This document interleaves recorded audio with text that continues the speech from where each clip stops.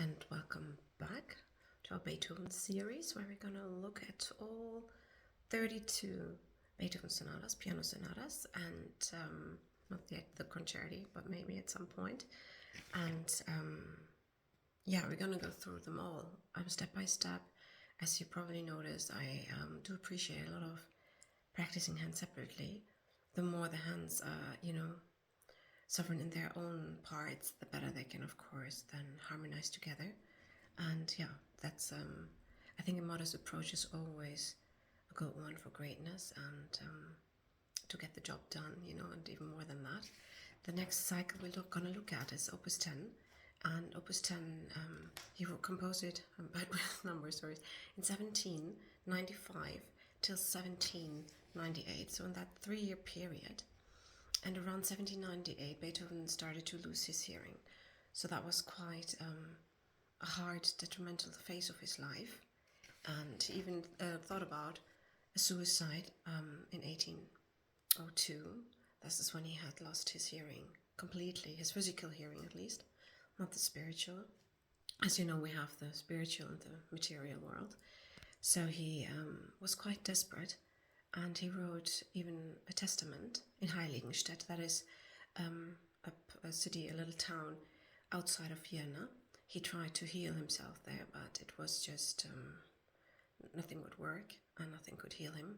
So that was in a sense his destiny, but he couldn't imagine how he, as a musician, composer, conductor, pianist, even teacher, could go on without his ears. And he was well aware that his ears, his hearing capacity was quite outstanding, and that loss was even harder for him to take and understand at that point of time. So he wrote a testament, and I'm gonna also upload a video about that testament that I'm gonna read in German in the original language, and I'm gonna translate it in my own way and summarize it for you in like a shorter version. You can, of course, I guess, find that also on the internet.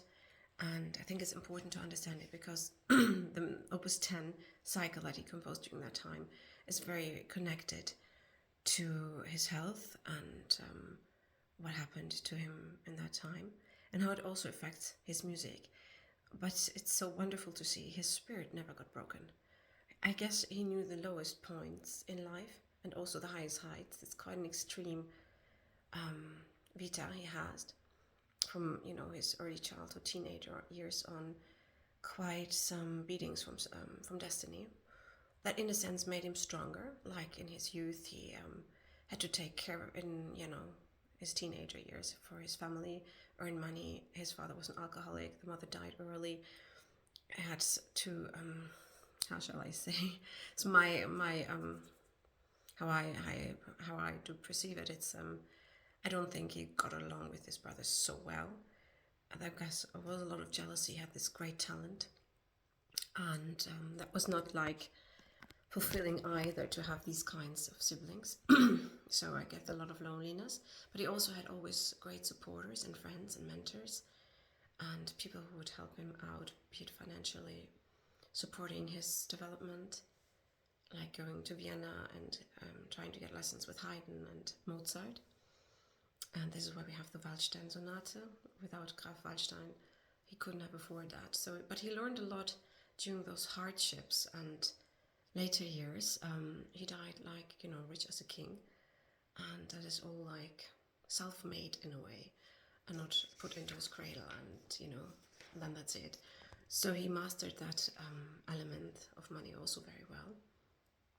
Not just, the music and the humanitarian that he was, so the man and the composer, the artist, but also the human being. It was quite, I think it's one of the most inspiring figure that walked the earth. So let's go back to Opus 10. We have 3 sonatas there. You don't have to play them in a cycle, I think. So the first one is in C minor, it's like a miniature sonata.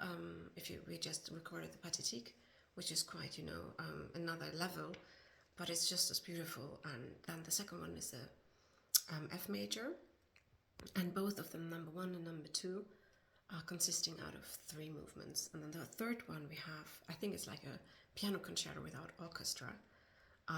We have 4 movements. So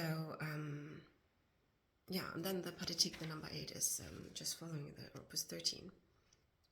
With the Fifth Sonata, the Opus 10 number 1, we have in the first movement the classical Sonatenhauptsatz form, the sonata form, so ABA is quite classical, and then second movement is an AA one and an a coda part, and then we have the third movement again, the sonata form, I think, yeah, and with exposition, development, and recapitulation. And yeah, the sixth sonata, we have 3 movements, and what's new in here, he has only fast movements. Like the first one is allegro, the second one is allegretto, the third one is presto. It's a short sonata, but it's yeah, it gotta be fit. I think many people have maybe too much fear, or too much negative respect in a way for the latest 5 sonatas, which are very spiritual in a way. They're not physically so exhausting, you know what I mean? He was a very strong young man, so I think for me personally, Opus 10 is way physically harder to play than the like Hammerklavier Sonata, even though they're shorter. So the sixth sonata is really like 3 fast movements, and then the seventh sonata, which I think is a little piano concerto, starts with a presto, which is also quite unusual. I mean, the first one is usually a faster movement, but he goes all in. Oops.